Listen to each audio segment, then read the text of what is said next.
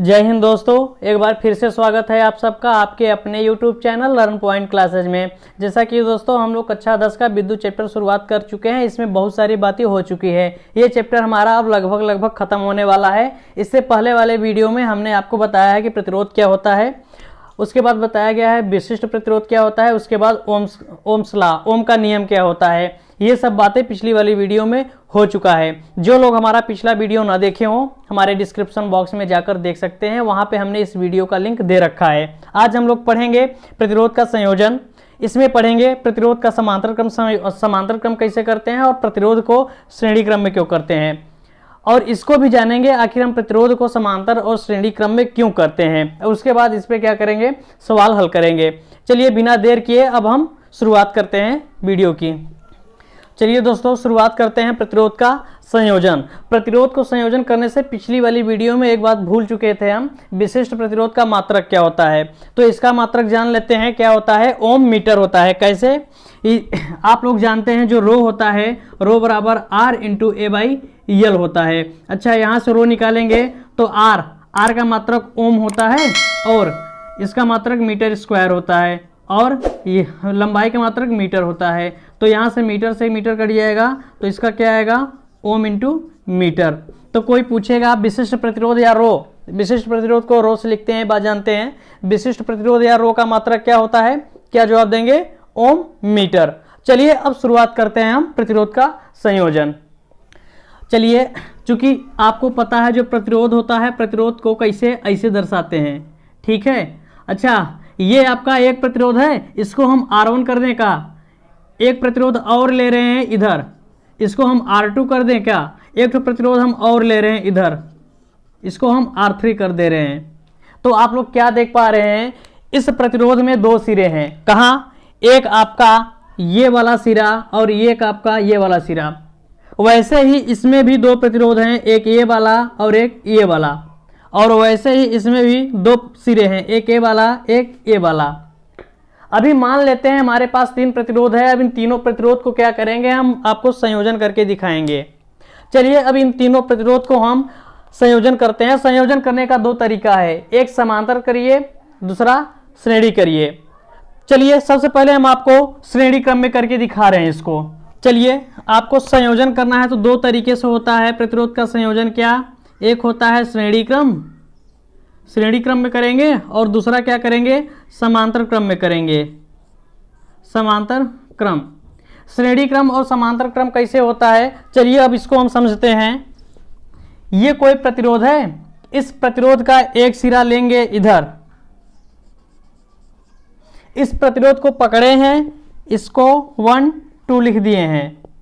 अब इसके बाद क्या करेंगे, अब इस दूसरे प्रतिरोध को लेंगे, ये आपका R1 है। अब इस दूसरे प्रतिरोध को लेंगे, इस दूसरे प्रतिरोध का ये जो पहला सिरा है, इसके दूसरे सिरे से ले आके यहीं पे ऐसे जोड़ देंगे।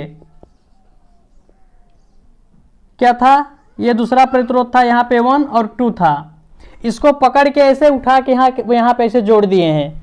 अब वैसे भी इसको पकड़ेंगे, जैसे इसको पकड़ के यहाँ पे जोड़े हैं, वैसे इसको भी पकड़ेंगे, यहाँ पे जोड़ देंगे।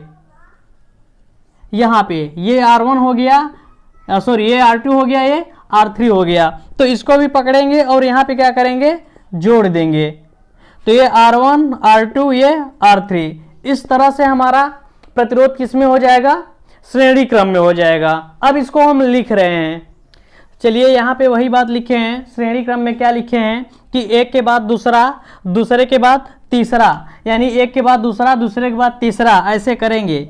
ये आपका पहला प्रतिरोध है, उसके बाद यहाँ से उसके बाद क्या करेंगे, दूसरा प्रतिरोध लगाएंगे, उसके बाद क्या करेंगे, फिर तीसरा प्रतिरोध लगाएंगे, एक के बाद दूसरा और दूसरे के बाद तीसरा।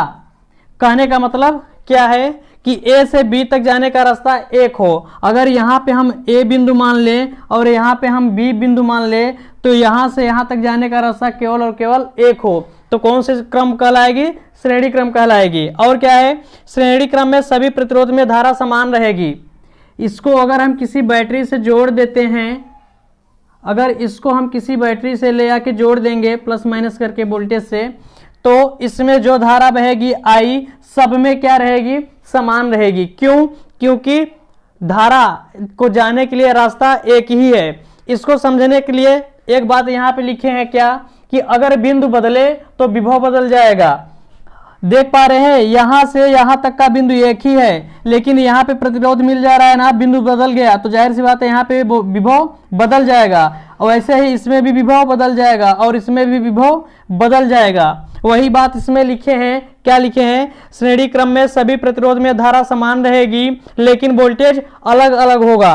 तो यहां पे आपका जो वोल्टेज होगा वो V1 होगा, और यहाँ पे जो वोल्टेज होगा वो V2 होगा, और यहाँ पे जो वोल्टेज होगा वो V3 होगा। क्या होगा, V3 होगा। क्यों, क्योंकि जो अलग अलग प्रतिरोध है वोल्टेज अलग अलग होगी, धारा समान ही रहेगा। क्यों धारा समान रहेगा, क्योंकि धारा को जाने के लिए रास्ता एक मिल रहा है।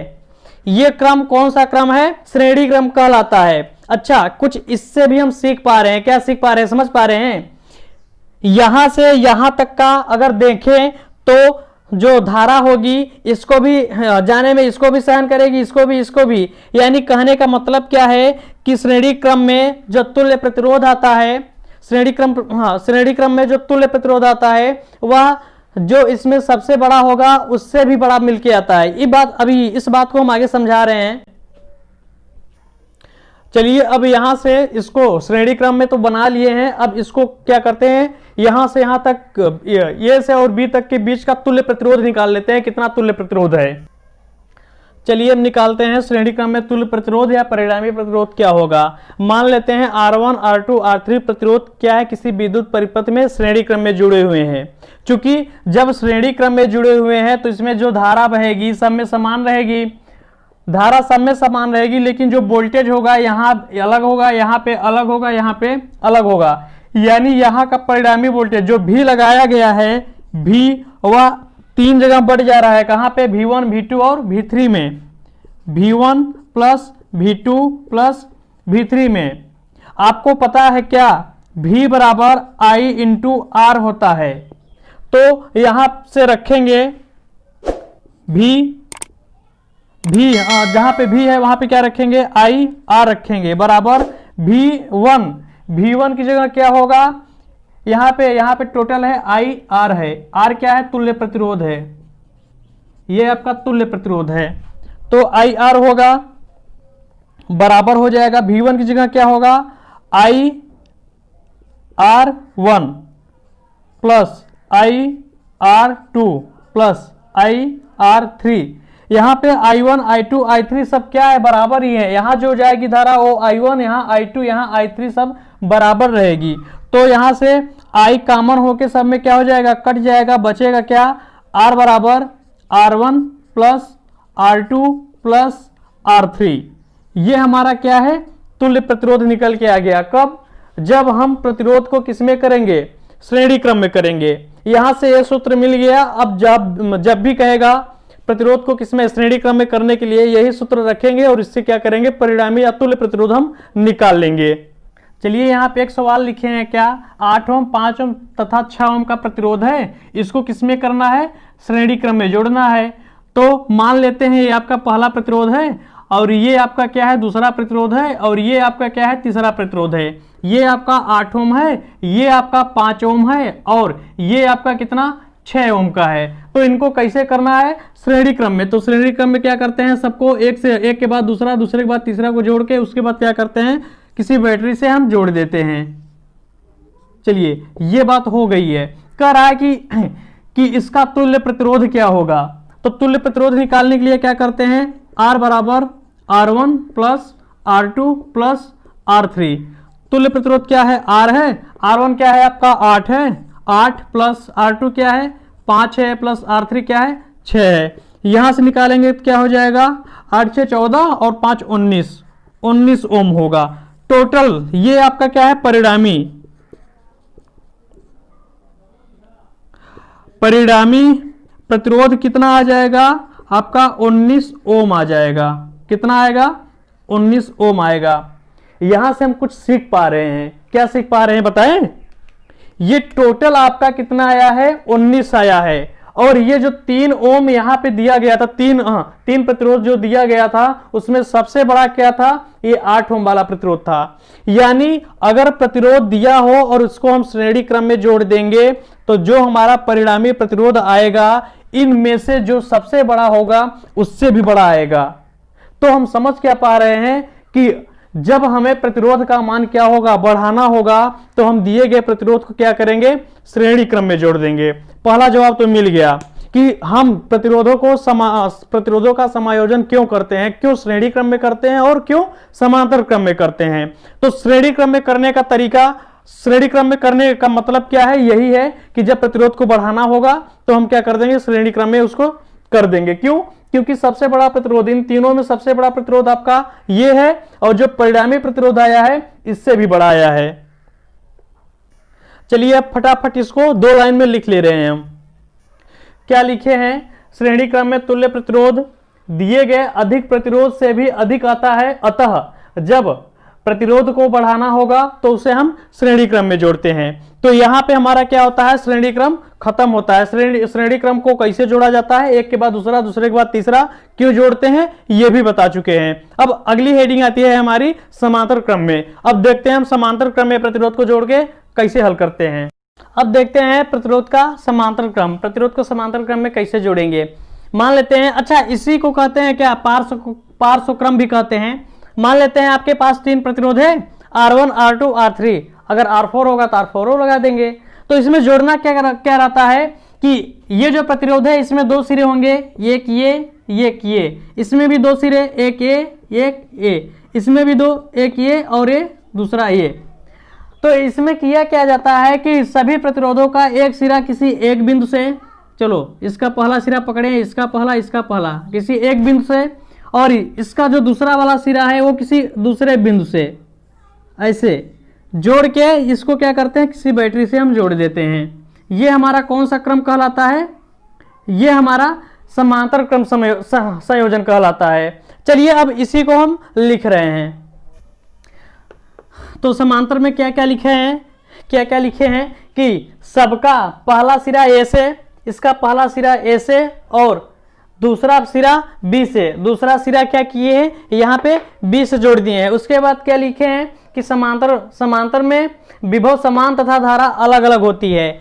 यहाँ से देखें, अगर यहाँ से चेक करें तो सबका जो विभव है, यहाँ पे विभव सबका क्या होगा, समान होगा। यहाँ पे विभव और इसके बीच जो विभव होगा और इसके बीच जो विभव होगा सब क्या होगा, समान होगा। अगर इसको V1, इसको V2, इसको V3 मान लें तो V1 बराबर V2 बराबर V3 बराबर V होगा। क्या होगा, V होगा। क्यों समान है, क्योंकि इसके सिरों का विभव बिंदु क्या है, वही है जो यहाँ पे है। अगर यहाँ से चले x x x x x x x, तो यहाँ भी वही बिंदु होगा यक्स, वहाँ भी होगा वही और वहाँ भी होगा वही। अगर यहाँ पे देखें y, तो y, यहाँ पे y, यहाँ पे भी y, यहाँ पे भी y, यहाँ पे भी y और यहाँ पे भी क्या होगा, y।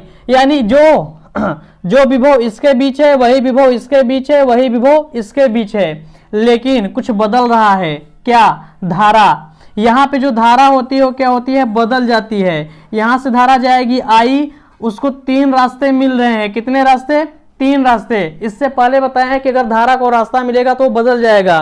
तो मान लेते हैं इसमें चला गया I1, इसमें जा रहा है आपका I2 और इसमें जाएगा आपका I3। तब क्या करेंगे, परिणामी प्रतिरोध निकालेंगे। चलिए अब निकालते हैं हम कि जब 3 प्रतिरोधों को क्या करते हैं, समांतर क्रम में जोड़ देते हैं तो उसका परिणामी प्रतिरोध क्या आता है। चलिए लिखे हैं यहाँ पे, माना R1, R2, R3 समांतर क्रम में हैं तथा तुल्य प्रतिरोध क्या है, R है। यहाँ पे जो भी वोल्टेज लगा है V बराबर I इंटू R है, किसके, ओम्स लॉ के अनुसार। किसके अनुसार, ओम्स लॉ के अनुसार। ये बात सबको पता है। तो यहाँ पे जो विभव है, यहाँ पे सब समान है, लेकिन धारा बदल रही है ना। यानी जो टोटल धारा है I, वह कितने में, 3 में विभक्त हो जा रही है। I1 plus I2 plus I3 में। लेकिन आपको पता है क्या, V बराबर I इंटू R होता है। अगर यहाँ से I निकालें तो V बटा R1 R हो जाएगा।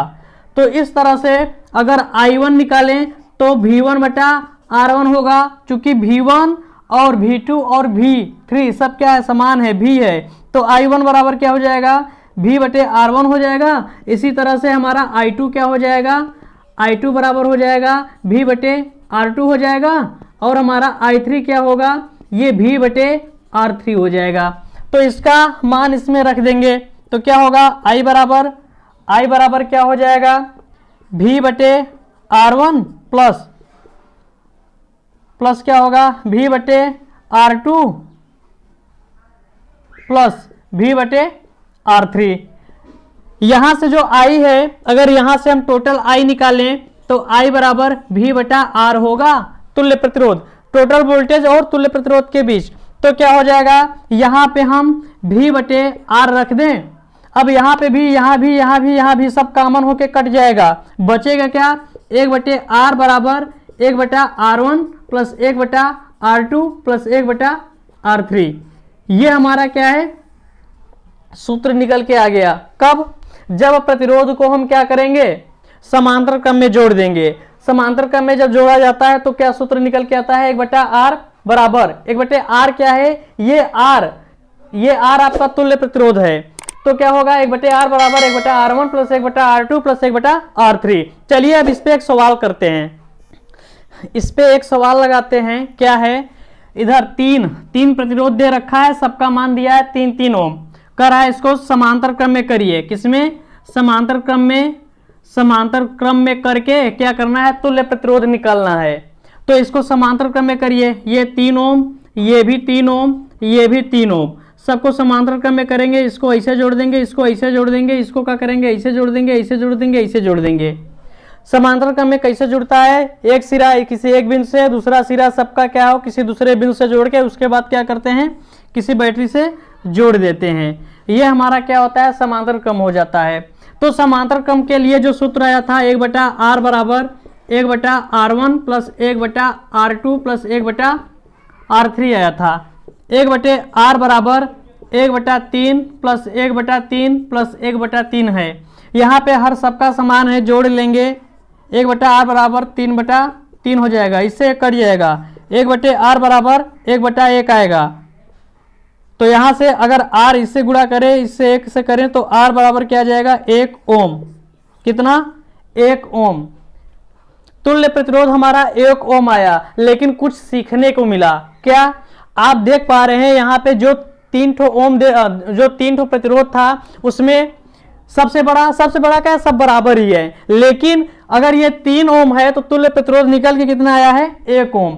अगर इसमें जो सबसे बड़ा होता ना, इसमें जो सबसे छोटा होता तो तुल्य प्रतिरोध हमारा उससे भी छोटा निकल के आता। कहने का मतलब क्या है कि जब हम प्रतिरोध को समांतर क्रम में कर देते हैं तो प्रतिरोध में जो सबसे छोटा प्रतिरोध होता है, तुल्य प्रतिरोध उससे भी छोटा निकल के आता है। यानी क्या है कि अगर प्रतिरोध को जब घटाना होगा या प्रतिरोध के मान को जब घटाना होगा तो हम प्रतिरोध का कौन सा क्रम, समांतर क्रम यूज करते हैं। इसको हम 1-2 लाइन में फटाफट लिख ले रहे हैं। क्या लिखे हैं, समांतर क्रम में तुल्य प्रतिरोध कम प्रतिरोध से भी कम आता है। यानी इसमें अगर मान लेते हैं यहाँ पे जो, अगर यहाँ पे 2 होता, एक तो यहाँ पे अगर 1 होता ना, तो जो हमारा तुल्य प्रतिरोध निकल के आता इससे भी छोटा निकल के आता। तो वही बात लिखे हैं, क्या कि समांतर क्रम में तुल्य प्रतिरोध कम प्रतिरोध से भी कम आता है। जब प्रतिरोध के मान को घटाना होगा तो हम क्या करते हैं, प्रतिरोध को समांतर क्रम में जोड़ते हैं। यहाँ पे आपका समांतर क्रम और श्रेणी क्रम प्रतिरोध का संयोजन क्या होता है, खत्म होता है। अब इस पे हम क्या करेंगे, सवाल हल करेंगे। चलिए यहाँ पे पहला सवाल देख रहे हैं, एक तो सवाल दिए हैं, क्या 2 ठो क्या है प्रतिरोध है, इन दोनों को ऐसे अरेंजमेंट किया गया है। यानी एक किसमें है, ये श्रेणी क्रम में है। तो श्रेणी क्रम में जो तुल्य प्रतिरोध होता है, R बराबर क्या होता है, R1 plus R2 plus R3। चूंकि यहाँ पे 2 बैठे हुए तो कहा है R3 लिखे, इसे हम मिटा देते हैं। तो R बराबर क्या हो जाएगा, 2 प्लस 3 बराबर 5 हो जाएगा, 5 ओम। यहाँ पे लीटर मत लिख देना। वैसे ये भी है, ये आपके किसमें है, समांतर क्रम में है। तो समांतर क्रम का सूत्र होता है 1 बटा R बराबर 1 बटा R1 प्लस 1 बटा R2। तो यहाँ से 1 बटा R बराबर क्या निकल के आ जाएगा, 1 बटा 4 प्लस 1 बटा 2। ये 4 है, ये 2 है, यहाँ से 2 से गुणा इसमें इसमें कर दें, शायद हर बराबर हो जाएगा। हाँ, अब क्या होगा, 1/r बराबर 1/4 प्लस 1/4। अब हर बराबर हो गया, 2 आराम से ऊपर जोड़ देंगे तो 1/r बराबर क्या हो जाएगा, 2/4। इसको इसके साथ नहीं, इससे काट दें, 1/2। इसका गुणा इसमें और इसका गुणा इसमें कर दें, r बराबर 2 ओम। चलिए अब आगे देखते हैं सवाल। 2 ओम। एक मिनट रुक जाइए, यहाँ पे गलती है, यहाँ से 3/4 हो जाएगा। अब क्या होगा, 1/r बराबर क्या हो जाएगा, ये 2/4 होगा ये वाला, तो टोटल क्या हो जाएगा आपका 3/4। यहाँ से अगर r का मान निकालेंगे तो 4/3 आ जाएगा। कितना, 4/3 ओम। अब सही है। चलिए एक सवाल और है, ये खिचड़ी वाला सवाल है, इसमें देखते हैं क्या होता है। अगर कहेगा इसके बीच, यहाँ पे इसके और इसके बीच अगर तुल्य प्रतिरोध निकालना होगा तो कैसे निकालेंगे, तो इस पूरे टोटल को देखेंगे तो जो सबसे पॉइंट दूर होगा उसको हल करते आएंगे। इधर से धारा भेजेंगे, इधर से जब धारा भेजेंगे तो इधर इधर ये बट जाएगा, तो जाहिर सी बात है ये और ये किसमें समांतर में हो जाएंगे, लेकिन ये वाला पूरा धारा एक ही में जाएगा, यानी ये 2 ओम, ये 2 ओम और ये 2 ओम किस में हो जाएंगे, श्रेणी क्रम में हो जाएंगे। तो ये सब जुड़ के कितना आ जाएगा, r बराबर 2 + 2 + 2 बराबर 6 ओम।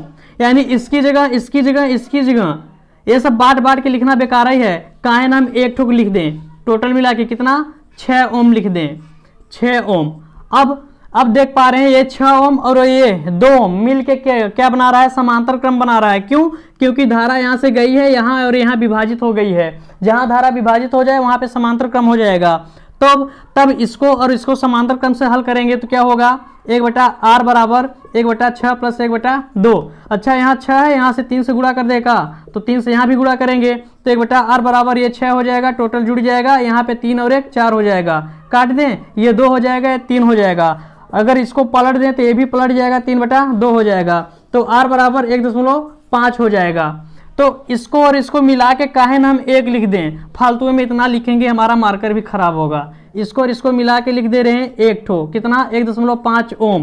अब धारा गई, अब ऐसे ऐसे होते हुए सब में चली गई, यानी ये किस में आ गए, श्रेणी क्रम में आ गए। तो श्रेणी क्रम के लिए क्या होता है, 1/r बराबर r1 + r2 + r3।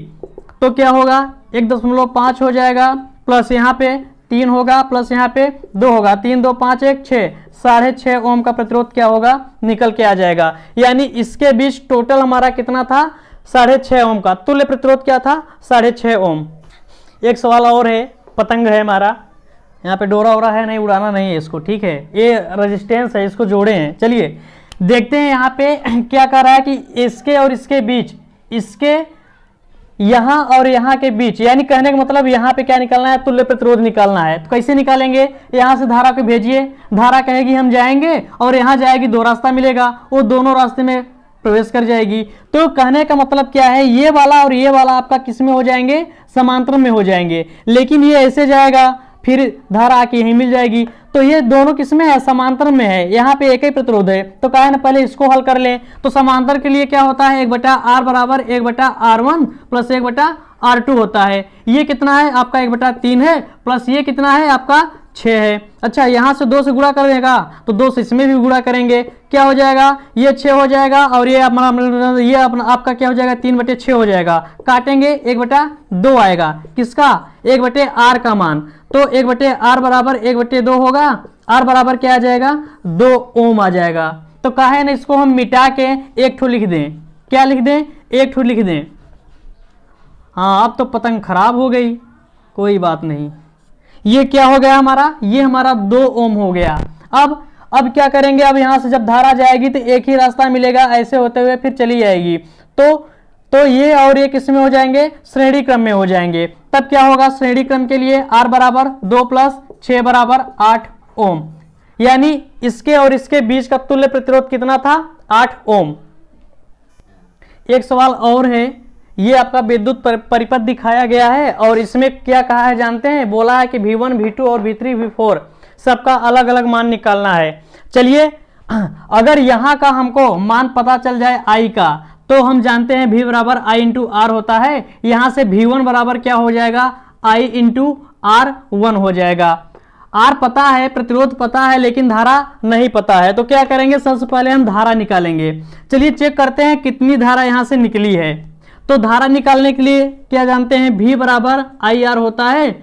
I बराबर क्या होता है, V बटा आर। लेकिन R क्या है, ये आपका तुल्य प्रतिरोध है। क्या है, तुल्य प्रतिरोध है। तो क्या है ना, सबसे पहले तुल्य प्रतिरोध निकाल लें।